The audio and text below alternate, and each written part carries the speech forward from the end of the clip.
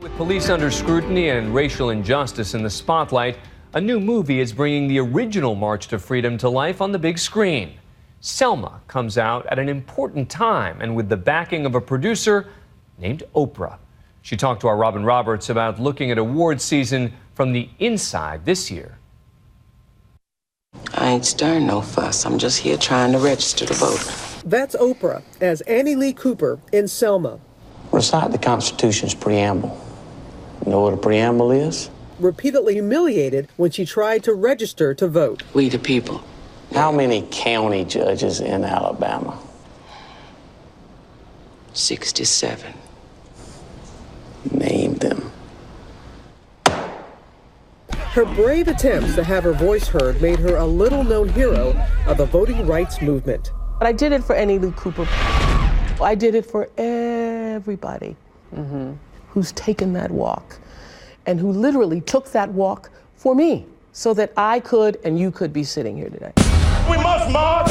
Selma chronicles the 1965 Selma to Montgomery marches led by Dr. Martin Luther King Jr. to protest the discrimination and often brutal violence African Americans faced when they tried to register to vote.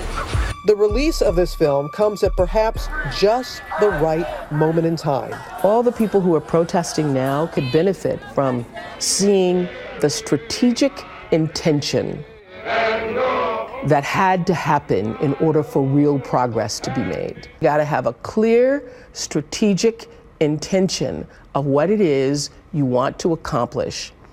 And you cannot be heard unless you come in peace. Those that have gone before us say no more. The leader of that movement, the eloquent Dr. King, is portrayed by British actor David Oyelowo. Give us the vote.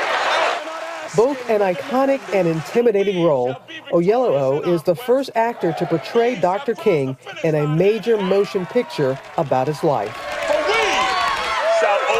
I said yes to coming on as producer because I love David Oyelowo, and we became friends during The Butler. I'm sorry, Mr. Butler. I didn't mean to make fun of your hero.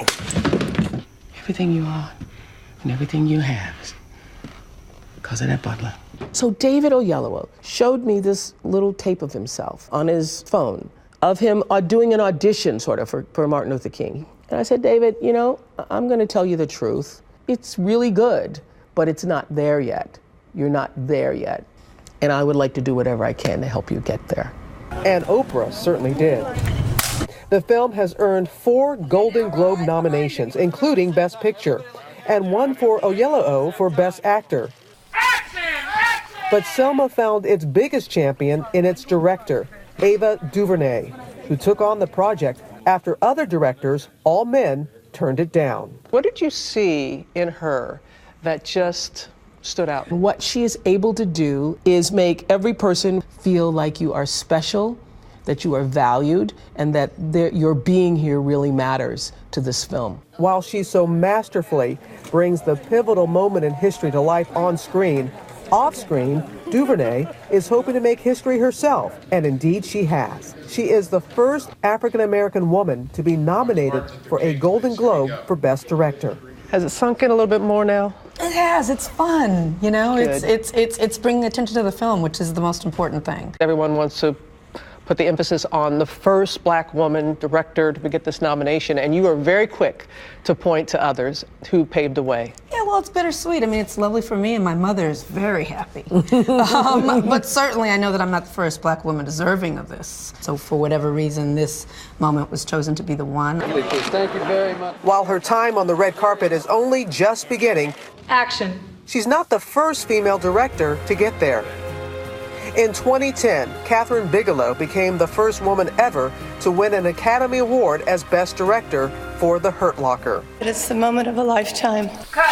Now perhaps DuVernay will have a chance to become the second. So my cameramen are going to be walking and moving along the crowd. For DuVernay, the scenes that were the most impactful were also the hardest to direct. This revolution goes on and on. I got to tell you this funny story. Okay, so Ava, we're out with all the extras, and you know we're doing the scene with the racists, and you're trying to get the people, and they're lovely people. They're white people who've come, and this is their first time, and they're all dressed in the period stuff. Yes. And a woman comes up to Ava and says, "Now, do you want me to say the N-word, or do you want me to say the actual word? And I said, no, ma'am, I want you to say the N-word. You want me to say, so when she comes at me, do I say N-word, or do I just say the real word? I said, no, ma'am, the real N-word. Oh, you want me to say the word, the real word. I can't see life sometimes because of the fog. The film gives us an intimate portrayal of Dr. King and his marriage. Another perspective that you brought to so delicately address Dr. King's infidelity through Coretta Scott King, through that perspective. Mm-hmm. My approach to the infidelities or those reports is to do it within the context of the marriage, not to be kind of out and about in the streets, which might be the way that a male director might look at it. You were saying another director. We've seen some scripts by male directors. Would have wanted to see the scene. But as DuVernay reiterates, the film is much bigger than the story of any one man.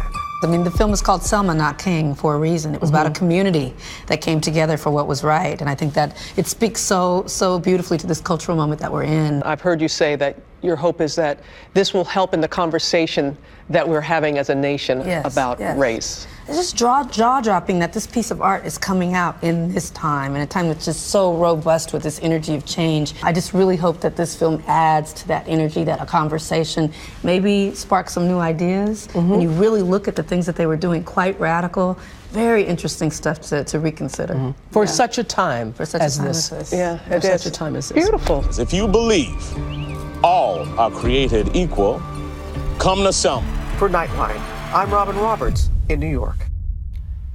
You can catch Selma in movie theaters on Christmas Day.